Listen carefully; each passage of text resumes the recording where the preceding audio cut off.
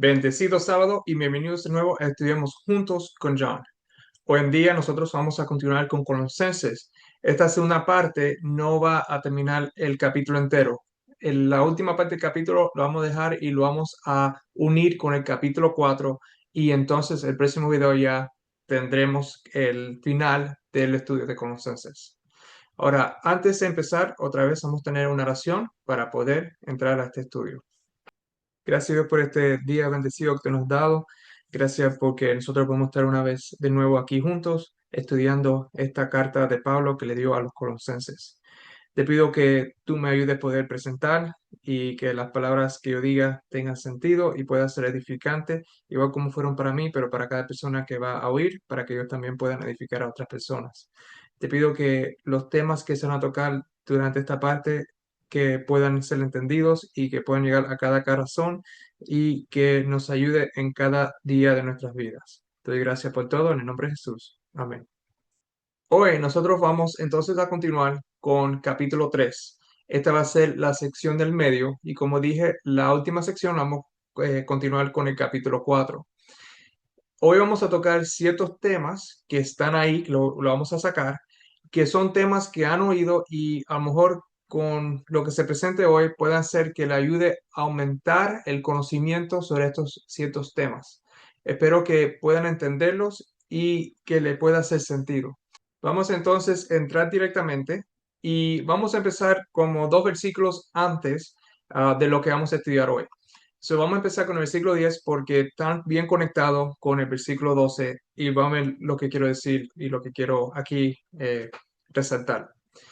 Dice, y revestido del nuevo, el cual conforme a la imagen del que lo creó, se va renovando hasta el conocimiento pleno, donde no hay griego ni judío, circuncisión ni incircuncisión, bárbaro ni escrita, siervo ni libre, sino que Cristo es el todo y en todos. Versículo 12.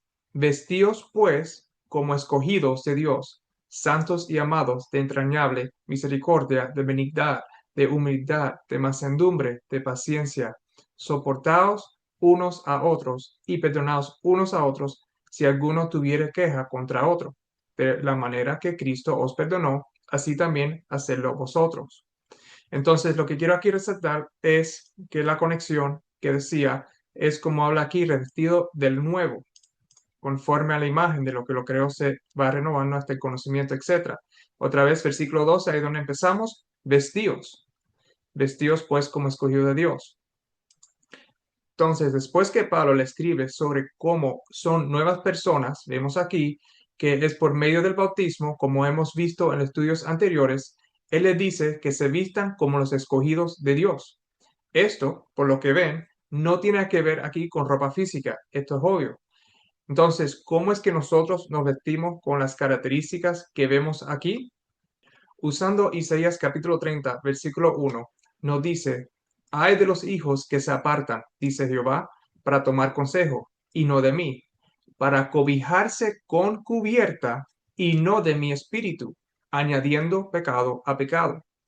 En este versículo sobre los desobedientes, vemos que ellos están cubiertos, o en otras palabras, vestidos con otro vestido espiritual que no es el Espíritu de Dios. Sabemos que esta cubierta en cual es lo que se aparta de Dios es el espíritu de Satanás. Leemos en Efesios capítulo 2, versículo 2, en los cuales anduvieses en otro tiempo, siguiendo la corriente de este mundo, conforme al príncipe de la potestad del aire, el espíritu que ahora opera en los hijos de desobediencia.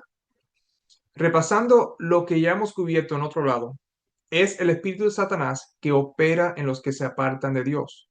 Igual, cuando nosotros estamos vestidos del Espíritu de Cristo, nosotros entonces somos vestidos como los escogidos de Dios. Y es con este Espíritu de cual nosotros nos vestimos que opera en nosotros. Es la vida de Cristo, como dice en el versículo 4, Cristo vuestra vida, que nos da el poder de las características que encontramos en el versículo 12 al 13. Cuando recibimos la vida de Cristo, somos revestidos en Cristo, nos convertimos hijos de Dios. Efesios 2, versículo 19, continúa diciendo, así que ya no sois extranjeros ni advenedizos, sino co-ciudadanos de los santos y miembros de la familia de Dios. Ahora, regresando al versículo 13, soportanos unos a otros y perdonaos unos a otros si alguno tuviere queja contra otro. De la manera que Cristo os perdonó, así también hacedlo vosotros. Aquí tenemos la explicación verdadera de lo que quiso decir Jesús cuando él dijo en Mateo 16, versículo 19, y a ti te daré las llaves del reino de los cielos, y todo lo que atares en la tierra será atado en los cielos, y todo lo que desatares en la tierra será desatado en los cielos. También en Mateo 18, 18, de cierto os digo que todo lo que atáis en la tierra será atado en el cielo, y todo lo que desatáis en la tierra será desatado en el cielo.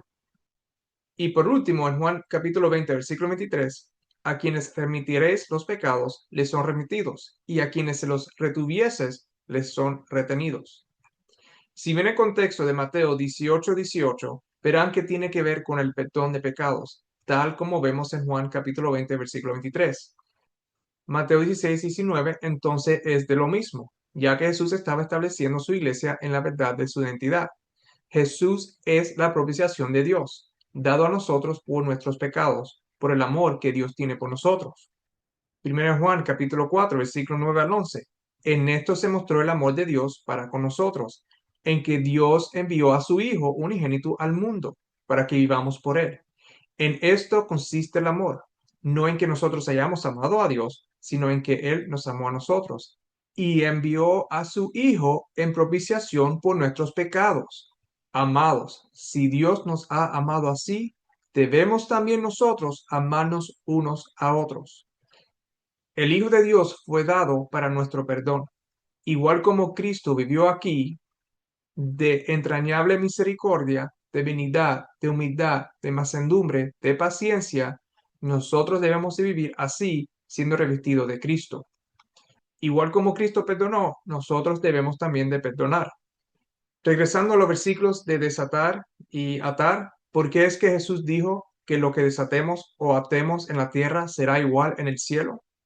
Y noten, en contrario a la idea popular, esto no fue solamente dicho a Pedro, esto le fue dicho a todos los discípulos. Ahora, para responder, ¿qué es lo que este capítulo empieza diciéndonos en el versículo 1? Buscar las cosas de arriba, donde está Cristo sentado a la diestra de Dios. ¿Y qué es lo que Cristo buscaba y hizo aquí en la tierra? Él buscaba hacer la voluntad de Dios que está en los cielos y traer el perdón de Dios a la tierra. Entonces, como dice el versículo 13, de la manera que Cristo os perdonó, así también hacedlo vosotros. Cristo estaba listo para perdonar, y esto lo vemos bastante en los evangelios, y todavía Él busca que vayamos a Él para el perdón. Cuando Cristo perdonaba aquí en la tierra, en el cielo se registraba y la persona era perdonada en el cielo. Esos que rechazan el perdón del Hijo de Dios, rechazan el perdón del cielo. ¿Y por qué es que el perdón de Cristo vale tanto? Efesios capítulo 4, 32 nos dice que antes de ser benignos unos con otros, misericordiosos, perdonándonos unos a otros, como Dios también os perdonó a vosotros en Cristo. Cuando Cristo nos perdona, es el Padre que nos está perdonando por medio de su Hijo.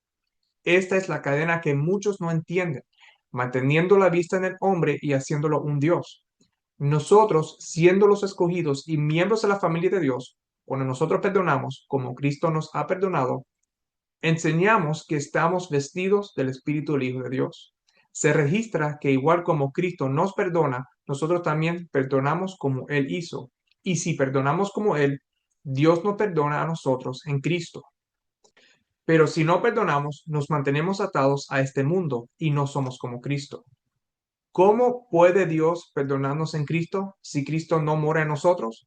¿Y cómo es que puede perdonarnos si no tenemos el mismo amor de Cristo viviendo en nosotros?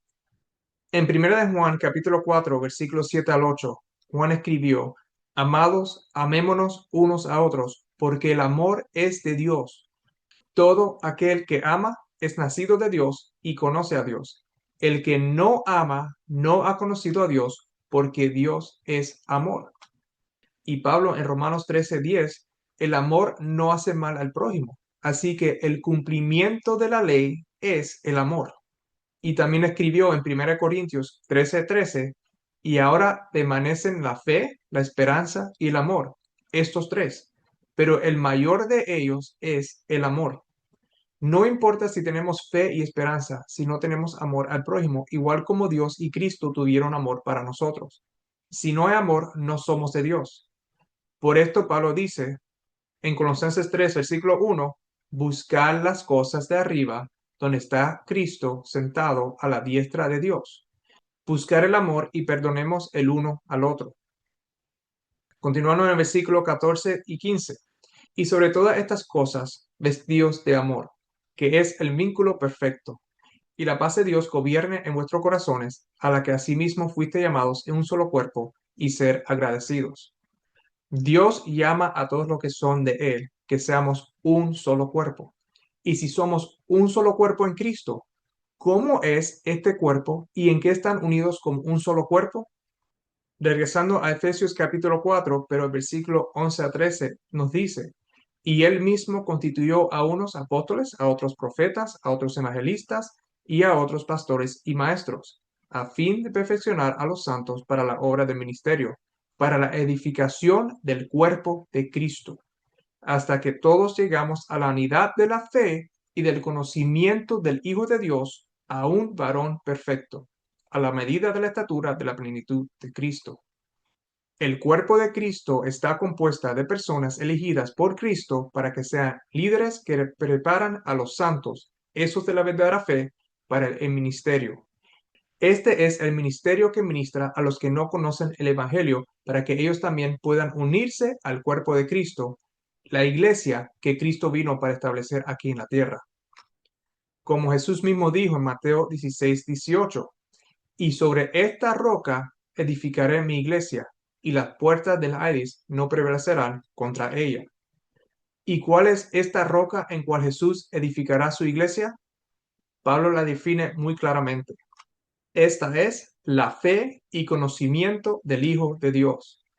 El cuerpo de Cristo ha sido establecido por Cristo para que nosotros y el mundo podamos venir a la unidad de la fe y del conocimiento del Hijo de Dios. Pero ¿existe hoy en día una unidad en fe y conocimiento del Hijo de Dios? Para nada. Hoy en día hay diferentes fe sobre el Hijo de Dios. Y cuando tratamos de hablarles a otros que creen que conocen, ¿cuál es la respuesta de muchos? Que no importa conocer la verdad sobre Dios porque no es algo que salva. Pero aquí tenemos Pablo diciéndonos que para ser parte del cuerpo de Cristo tenemos que estar unidos en la fe y conocimiento del Hijo de Dios. Una de las misiones de Cristo era establecer una iglesia basada como la roca principal en la identidad de quién es Él. Si no creemos en la verdad sobre Dios y su Hijo, ¿cómo podemos nosotros creer que somos parte del cuerpo de Cristo? Si creemos que no estudiar y venir a un correcto entendimiento de Cristo es importante, pero otras cosas como la marca de la bestia para los adventistas o que repetir y creer en un versículo nada más te salva para los otros que dicen que si solamente confiesa que en Cristo es su Salvador ya eres salvo, o cualquier otra doctrina que no sea el fundamento de todo, cuál es quién es tu Dios, entonces estamos echando a tierra la medida de importancia que tiene que ver en entender en verdad quién es Cristo. Como nos dice otra vez en Efesios capítulo 4, versículo 13, hasta que todos lleguemos a la unidad de la fe y del conocimiento del Hijo de Dios, a un varón perfecto, a la medida de la estatura de la plenitud de Cristo. La medida de la estatura del conocimiento del Hijo de Dios tiene que ver con la plenitud de Cristo. ¿Y qué es esta plenitud de Cristo? En Colosenses capítulo 2, versículo 9, nosotros ya leímos, porque en Él habita corporalmente toda la plenitud de la deidad. El conocimiento correcto de la verdad está en el mismo nivel con la deidad de Cristo. Así de importante es la verdad sobre el Hijo de Dios. Es tan importante como su deidad. Este tema de quién es Dios y su Hijo no debe ser un tema que cualquier persona tome por ligera. Es un tema que aunque creemos que conozcamos, deberíamos siempre estar listos de examinar una y otra vez con cualquiera persona que tenga otra idea diferente. ¿Y por qué? Otra vez, como leímos en Efesios capítulo 4, versículo 13 a 14, hasta que todos lleguemos a la unidad de la fe y del conocimiento del Hijo de Dios, a un varón perfecto a la medida de la estatura de la plenitud de Cristo, para que ya no seamos niños fluctuantes, llevados por doquiera de todo viento de doctrina, por estratagema de hombres que para engañar emplean con astucia las artimañas del error. Esos que rápido despide la invitación de estudiar el tema lo hacen porque han sido como niños fluctuantes llevados por doquiera de todo viento de doctrina y no conocen dónde están parados. Creen sin estudiar y infortunadamente el mundo cristiano está lleno de ellos.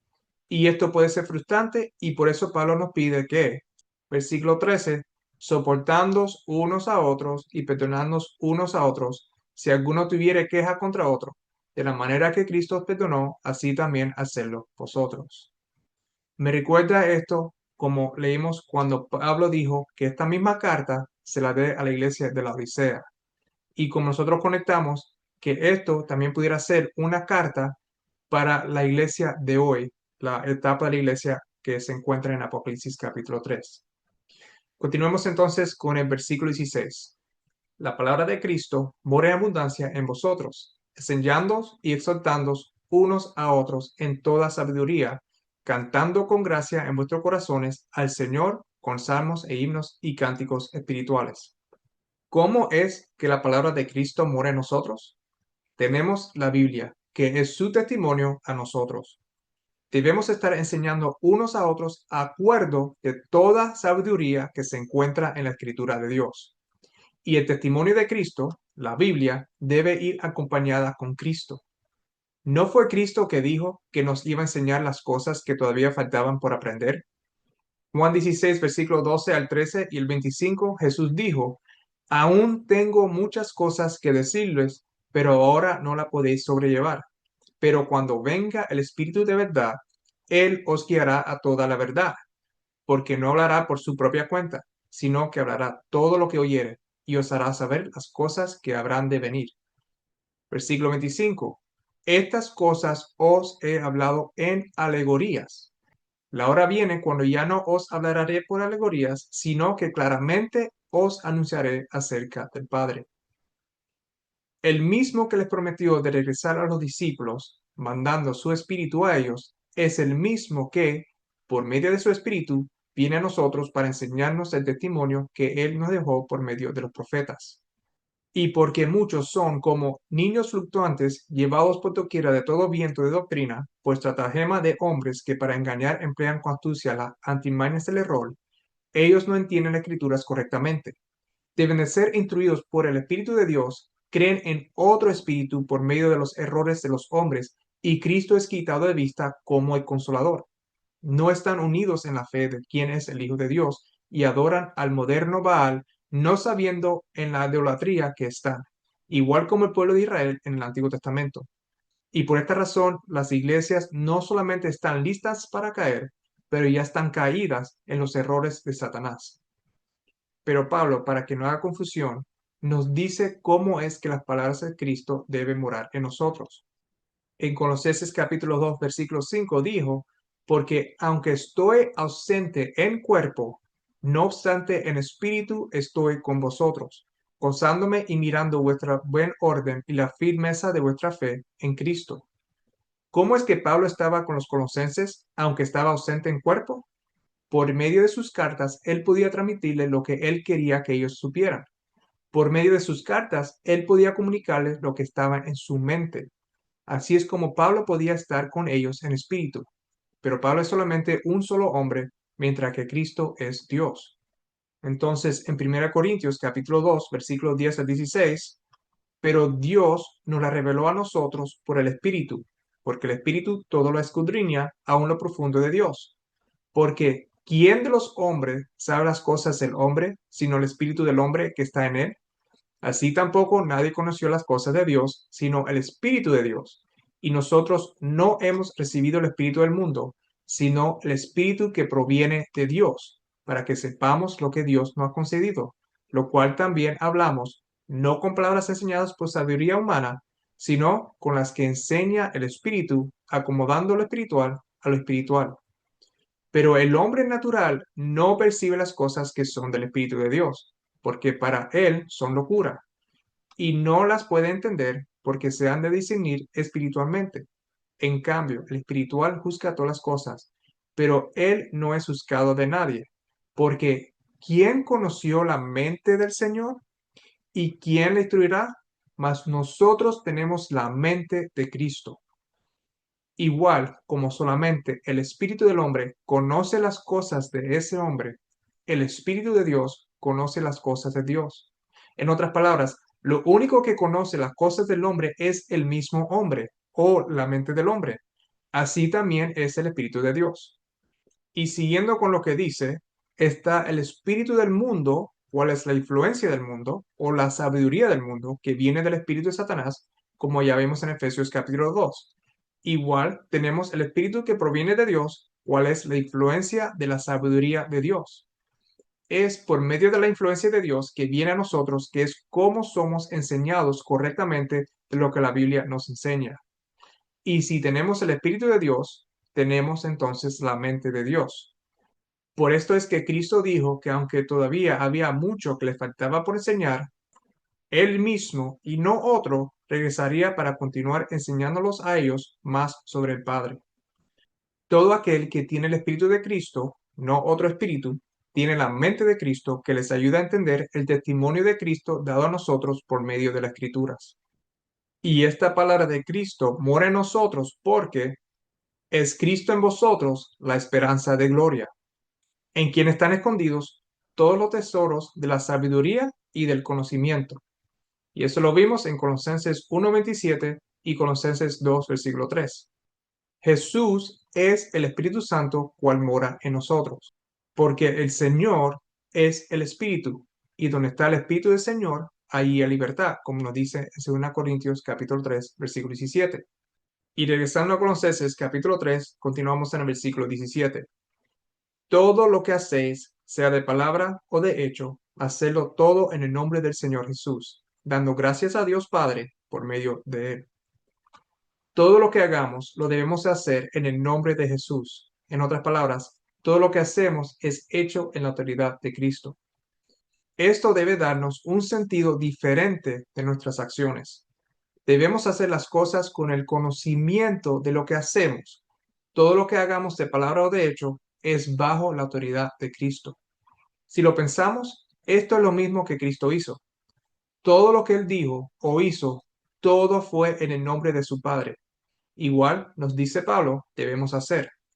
Antes de terminar la última parte del versículo 17, alguien podría decir que esto es las cosas que hacemos o pedimos al Padre en el nombre de Cristo, como vemos aquí en Juan capítulo 14, versículo 13 a 14, donde Jesús dice, y todo lo que pidieres al Padre en mi nombre, lo haré, para que el Padre sea glorificado en el Hijo. Si algo pidieres en mi nombre, yo lo haré. Aunque pueda tener un poco de sentido que esto tenga que ver con las cosas que le pidamos al Padre en el nombre de Cristo, creo que este entendimiento está limitado al contraste de las palabras de Pablo. Pablo dice, todo lo que hacéis debe ser hecho en el nombre de Jesús. No es solamente cuando le pedimos a Dios por medio de su Hijo, pero todo lo que hacemos, todo lo que hagamos y todos nuestros actos, igual como Cristo hizo durante el tiempo que estaba aquí, fue bajo Dios, también nosotros deberíamos hacer bajo Cristo, bajo su autoridad, todo nuestro comportamiento. Pero también puedo ver que esto podrá ser que lo estoy aquí viendo de una forma que a lo mejor no es el intento de Pablo. Por eso quiero que me escriban en los comentarios si tienen un entendimiento diferente basado en la Biblia. Ahora, para terminar el versículo 17, dando gracias a Dios por medio de él. En conexión con Juan capítulo 14, versículo 13, el soberano del universo es el Padre, el único Dios verdadero.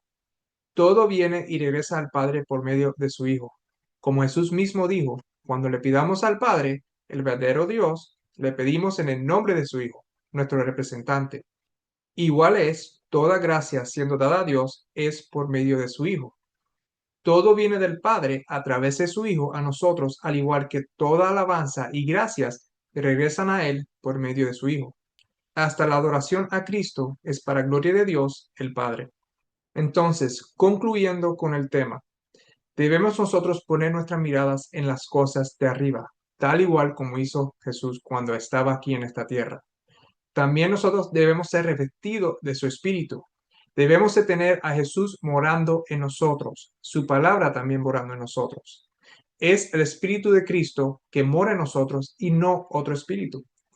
Tal como Jesús nos perdonó, debemos también perdonar el uno al otro. Y no deje que nada te ate aquí en la tierra. Si tenemos a Jesús morando en nosotros, estaremos listos para perdonar como Él nos perdonó a nosotros. Y también nosotros debemos de ser un solo cuerpo, una sola iglesia, fundada en la verdad de quién es el Hijo de Dios. La palabra de Cristo mora en nosotros por medio de su Espíritu. Es su Espíritu que nos instruye en el verdadero significado de su palabra, cuál es el testimonio de Cristo. Nuestras vidas, todo lo que hacemos, somos llamados que se haga en el nombre del Señor. No se olviden también de dar gracias a Dios por medio de Cristo. Entonces, para terminar, vamos a tener una oración para concluir ya este estudio. Gracias por este estudio que hemos hecho. Te pido que pueda ser edificante para cada uno que lo oiga y que nosotros podamos vivir y hacer todas las cosas por medio de Cristo. Que todos nuestros actos, nuestras palabras sean bajo la presencia y la adoración a ti por medio de tu Hijo. Te pido que nos cuide y que podamos tener un bendecido sábado y te lo pido todo en el nombre de Jesús. Amén. Bueno, aquí entonces concluimos con este estudio. Como dije, el próximo estudio va a ser ya al final del capítulo 3 y el capítulo 4 puestos juntos.